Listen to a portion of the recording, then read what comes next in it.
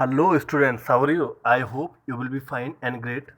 Today I am going to recite the poem The Road Not Taken, and which is written by Robert Frost, and the poem is related to some circumstances when we used to have dilemma in our mind that what we should opt to do irrespective of our career or regarding our life, and when we used to commit the mistake, and there used to be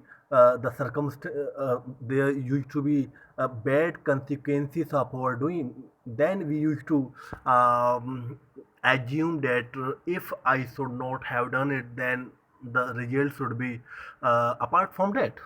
So right now I'm going to start to summarize this poem. I hope you will be able to grasp.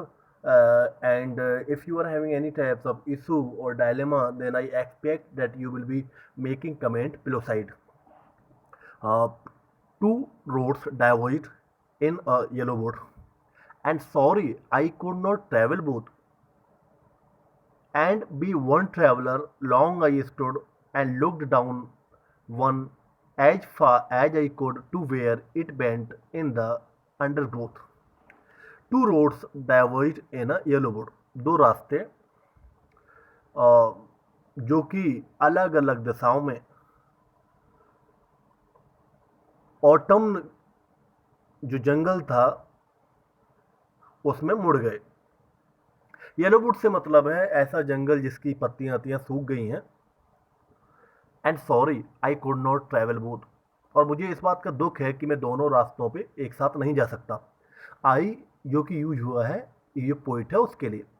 And be one traveller, long I stood, मैं इकलौता यात्री था इसीलिए मैं बहुत देर तक खड़ा रहा। And looked down one as far as I could, मैंने उन दोनों रास्तों को उतनी दूराई तक देखा जितनी दूरी तक मैं देख सकता था। To went to where it bend in the undergrowth, मैंने रास्तों को वहां तक देखा जहां पर वो झाड़ियों में आगे जाके छुप जाते हैं।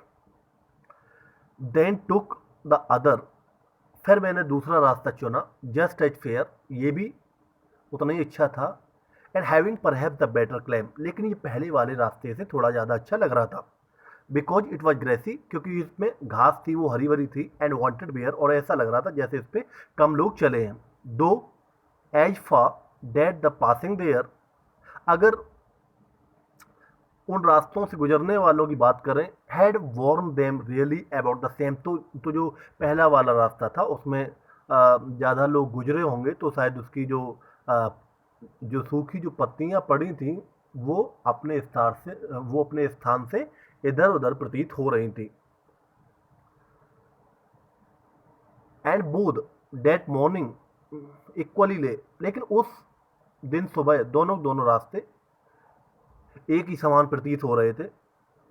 इन leaves no step had trodden black, पत्तियां वैसी की वैसी पड़ी हुई थी, ऐसा नहीं लग रहा था कि जैसे उससे कोई उस रास्ते से कोई गुजरा हो। Oh I kept the first for another day, और जो दूसरा वाला रास्ता था वो मैंने किसी दूसरे दिन के लिए रखा कि मैं उस रास्ते से किसी दूसरे दिन गुजरूंगा।